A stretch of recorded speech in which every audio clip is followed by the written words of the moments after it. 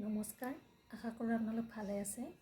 ইয়াৰ আগৰ ভিডিঅ'ত মই পূৰণ নেওঁতাৰ 2 ভাগৰ পৰা 8 ভাগলৈ আমি কেনেদৰে সহজ পদ্ধতিত মনত ৰাখিব পাৰোঁ তাৰ ওপৰত ভিডিঅ' আগবঢ়ালোঁ।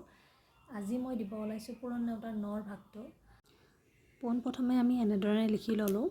এতিয়া ইয়াতে দিম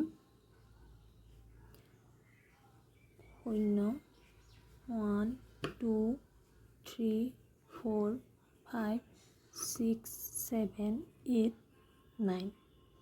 তাৰপিছত এতিয়া ওলোটাকৈ 0 1 2 3 4 5 6 7 8 9।